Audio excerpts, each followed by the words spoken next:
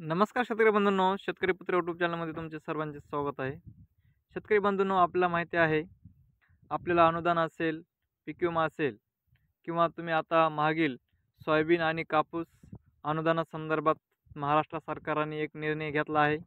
प्रत्येक शेतकऱ्याला हेक्टरी 5,000 रुपये अनुदान देण्यासाठी मंजुरी देण्यात आलेली आहे. परंतु त्यासाठी ई-पीक पाहणीची नोंद असणं गरजेचं आहे, असं त्यांनी जाहीर केलं होतं. त्यासाठी खूप सारे शेतकरी त्या योजनेपासून, अनुदानाच्या फायद्यापासून वंचित राहत होते. तर शेतकरी बंधूंनो, तुम्हाला ई-पीक पाहणीची शेवटची तारीखची वाट न पाहता तुम्हाला सर्व शेतकऱ्यांना ई-पीक पाहणी करून घेणं अत्यंत गरजेचं आहे.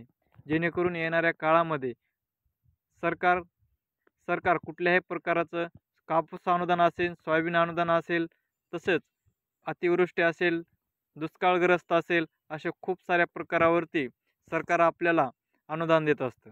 त्यासाठी सरकारने ई-पीक पाहणी करणे हे बंधनकारक केलेलं आहे. त्यासाठी सर्व शेतकऱ्यांनी ई-पीक पाहणी करून घ्या. तर शेतकरी बंधूंनो, तुम्ही पाहू शकता आणि कशी करायची आहे त्या संदर्भात पण मी आपल्या शेतकरी पुत्र यूट्यूब चॅनलवरती व्हिडिओ बनवून अपलोड केलेला आहे.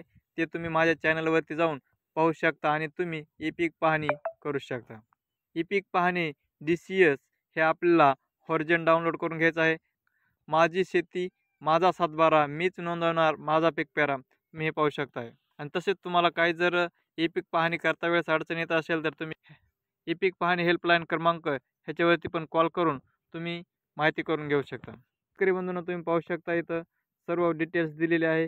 ही डिटेल्स तुम्ही पाहू शकताय आणि तुम्ही आता खाली आल्यानंतर तुम्ही पाहू शकता हंगाम. शेतकरी बंधूंनो, ई-पीक पाहणी ॲपच्या माध्यमातून 1 ऑगस्ट ते 15 सप्टेंबरपर्यंत ही आपल्याला ई-पीक पाहणी खरीप हंगामाची करण्यासाठी तारीख दिलेली आहे. तरी पण तुम्ही शेवट तारीखची वाट न पाहता तुम्ही तात्काळ तुमच्या पिकाची ई-पीक पाहणी करून घ्या. अन्यथा तुम्हाला कुठल्याही अनुदानापासून तुम्ही वंचित राहू शकतात. तर शेतकरी बंधूंनो, तुम्हाला माहिती आवडली असेल तर नक्की लाईक करा आणि शेतकरी पुत्र यूट्यूब चॅनलला सबस्क्राईब करा. धन्यवाद.